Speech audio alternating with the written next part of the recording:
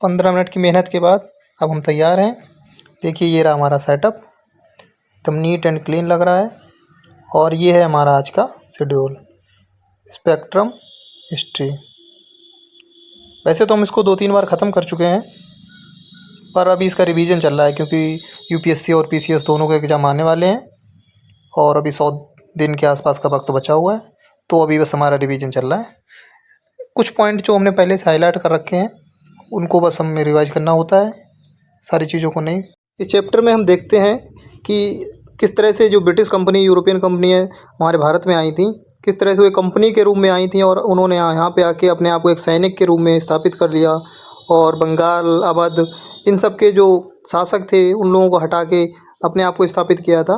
तो इन सब घटनाक्रमों को हम इस चैप्टर में पढ़ते हैं और इसको हमने पहले से हाईलाइट कर रखा है, तो उसको ही बस हम रिवाइज कर रहे हैं। किस तरह से ये प्लासी का जो युद्ध हुआ था, बक्सर का युद्ध हुआ था, और किस तरह से जो संधियाँ उन नवाब के बीच में और ये अंग्रेज़ों के बीच में हुई थी, उन सब पॉइंट्स को हम धीरे धीरे अपने इसे डायरी में नोट करते जाते हैं।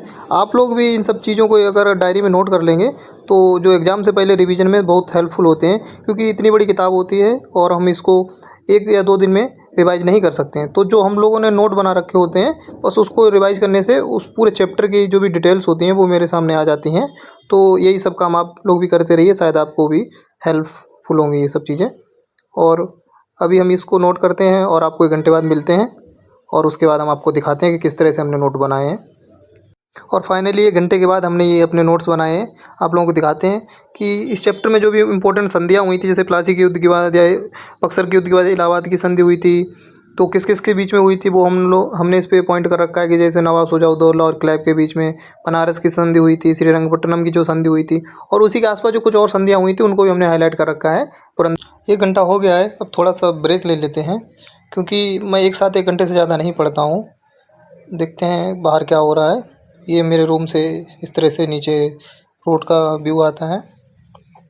देखिए लोग आ जा रहे हैं, काफ़ी अच्छा लगता है मेरे रूम से देखने से। थोड़ा सा नीचे देखते हैं तो दिमाग थोड़ा सा अच्छा हो जाता है, पढ़ते पढ़ते बोर हो जाते हैं तो। कुछ लोग कमेंट सेक्शन में पूछ रहे थे कि आप करंट कहाँ से कवर करते हैं, डेली एनालिसिस कैसे करते हैं, एडिटोरियल की को कैसे कवर करते हैं।